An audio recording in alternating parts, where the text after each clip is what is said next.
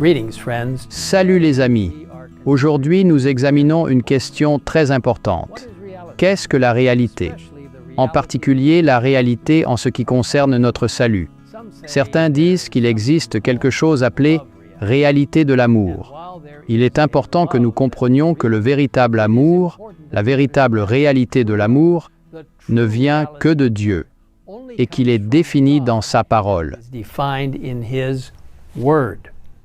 Maintenant, dans la première épître de Jean chapitre 4, versets 7 à 8, nous lisons « Bien-aimés, aimons-nous les uns les autres, car l'amour vient de Dieu.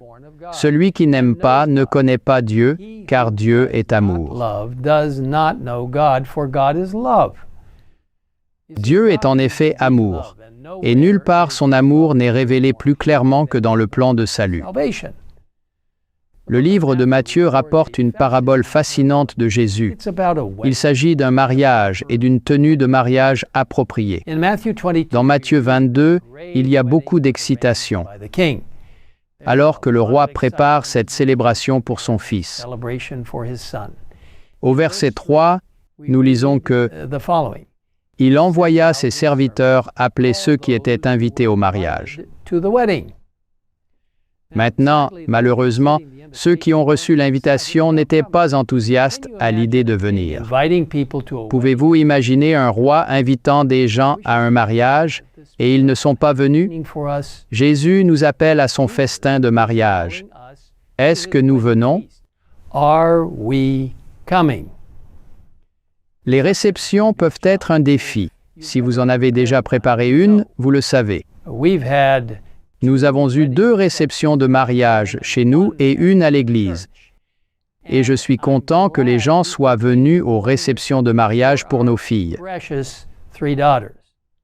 Mais dans cette parabole, non seulement les invités ne se sont pas présentés, mais ils n'ont même pas apprécié la généreuse invitation du roi. Ils l'ont pris à la légère et sont partis chacun de leur côté. Dans la parabole, ceux qui ont reçu l'invitation de mariage ont saisi les serviteurs du roi, les ont traités cruellement et les ont tués. Lorsque vous sortez en tant que collaborateur de Dieu, soyez prêts à être refusés.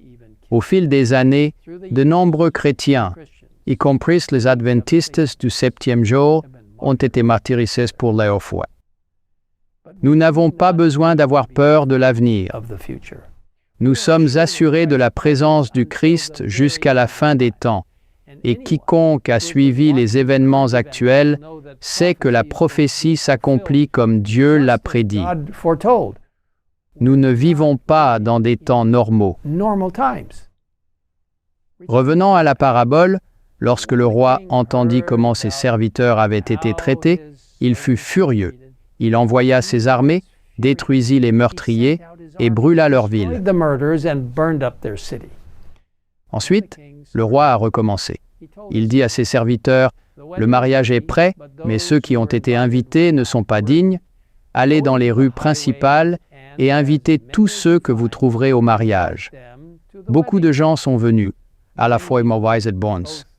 Et la salle de mariage était remplie d'invités. Aujourd'hui, alors que le message de Dieu est proclamé, il y aura des personnes qui ne sont pas alignées avec la sainte parole de Dieu, mais qui feront partie de ceux qui viennent. Jusqu'à la fin des temps, il y aura les bons et les méchants, le blé et l'ivraie. Mais il y aura un tremblement, et en fait, je crois que le tremblement a commencé. Il n'y a qu'un seul moyen pour toi et moi de nous empêcher d'être emportés par des idées erronées et des implications culturelles qui vont à l'encontre de la parole de Dieu. Il n'y a qu'un seul moyen de ne pas être ébranlé, et c'est de compter entièrement sur la justice de Jésus-Christ. Nous devons recevoir le pouvoir justificateur de Christ, son pouvoir sanctifiant, son pouvoir vivifiant et réformateur. La Bible est remplie de belles promesses montrant ce que Jésus peut et fera pour nous lorsque nous acceptons sa robe de justice. À tous ceux qui l'ont reçu, à ceux qui croient en son nom, il a donné le pouvoir de devenir enfants de Dieu. Philippiens 2:5 nous encourage à « Ayez en vous les sentiments qui étaient en Jésus-Christ ». Et Apocalypse 3:18 nous dit exactement qui nous sommes et comment nous devons être guéris de la terrible malédiction de l'égoïsme. « Achète de moi de l'or éprouvé par le feu, afin que tu deviennes riche, des vêtements blancs, afin que tu sois vêtu et que la honte de ta nudité ne paraisse pas, et un collier pour oindre tes yeux, afin que tu vois. Moi, je reprends et je châtie tous ceux que j'aime, aie donc du zèle et repens-toi. » Revenant à la parabole, nous voyons ce qui s'est passé. Ensuite est une explication fascinante du ministère du Christ. Au verset 11, nous lisons que lorsque le roi entra pour voir les invités, il remarqua un homme qui ne portait pas de vêtements de mariage. « Ami, demanda-t-il, comment es-tu entré ici sans vêtements de mariage ?» Ce pauvre homme, même s'il avait reçu un costume parfait, ne l'a pas accepté et ne l'a pas porté. Le roi ne nous invite pas seulement au mariage de son fils, il nous offre également les vêtements appropriés en cadeau. Lorsque Christ nous offre sa robe de justice, elle est parfaitement ajustée et convient à tous. Il nous suffit de l'accepter et de l'enfiler. Ce magnifique livre, Les leçons de l'objet du Christ, explore en profondeur les paraboles du Christ. Là, nous lisons que le vêtement de mariage représente le caractère pur et sans tache que les vrais disciples du Christ posséderont. S'il vous plaît, remarquez, ce n'est pas notre caractère. C'est la justice du Christ, son propre caractère sans tache, qui est transmise à tous ceux qui le reçoivent comme leur sauveur personnel par la foi. Croyons-nous vraiment cela? Sur la page suivante, nous lisons cette merveilleuse promesse. Seul le revêtement que Christ lui-même a fourni peut nous rendre aptes ou préparés à apparaître devant Dieu. Ce revêtement, la robe de sa propre justice, Christ la mettra sur chaque âme repentante et croyante. Cette robe, tissée sur le métier à tisser du ciel, ne contient pas un seul fil d'invention humaine. Christ, dans son humanité, a accompli un caractère parfait, et ce caractère, il offre de nous le transmettre. Toute notre justice est comme des chiffons sales. Par sa parfaite obéissance, il a rendu possible à chaque être humain d'obéir aux commandements de Dieu. Ne tombez pas dans le piège que les gens tendent lorsqu'ils disent « Il n'est pas possible de respecter les commandements, il n'est pas possible de mener une vie parfaite. » Il est vrai que vous ne pouvez pas mener une vie parfaite par vous-même, il n'y a aucune possibilité. Mais avec la robe de la justice du Christ qui nous couvre, et sa puissance qui vit en nous, nous sommes capables de suivre là où il nous conduit. Et puis quelque chose d'autre se produit. La sanctification commence à s'installer et c'est la justice du Christ. Lorsque nous nous soumettons à Christ, le cœur est uni à son cœur. La volonté se fond dans sa volonté. L'esprit devient un avec son esprit. Les pensées sont captives de lui. Nous vivons sa vie. C'est ce que signifie être revêtu du vêtement de sa justice.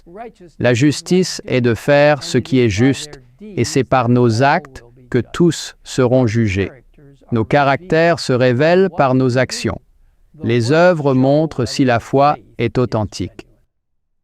Nous lisons également que c'est dans cette vie que nous devons revêtir la robe de la justice du Christ. C'est notre seule opportunité de former des caractères pour la maison que Christ a préparée pour ceux qui obéissent à ses commandements. Prenez garde, de peur d'être trouvés au festin du roi sans vêtements de mariage. Êtes-vous prêt à recevoir de la main du Christ son vêtement de couverture qui vous permettra d'être un collaborateur avec le ciel? Accepter le magnifique cadeau de la robe du Christ qui nous couvre et nous transforme à son image est fondamental pour devenir un disciple du Christ. Puissions-nous tous être si remplis du pouvoir du Saint-Esprit que les gens diront « Ces adventistes du 7e jour, ils connaissent Jésus, il vit dans leur cœur et ils sont les plus grands proclamateurs de la justice du Christ. » Of Christ's righteousness. I hope that will be your experience and mine. Je t'invite à prier avec moi dès maintenant. Père céleste, merci pour la justice de Christ, pour sa grâce et sa provision pour la vie éternelle, alors que nous nous appuyons entièrement sur la justice de Christ, sa justice justifiante, sa justice sanctifiante. Merci pour tout ce qui nous est donné pour avoir la vie éternelle grâce à l'amour merveilleux, la grâce et la puissance de Jésus-Christ. Nous demandons tout cela au nom du Tout-Juste qui nous offre chaque opportunité de vie éternelle par sa puissance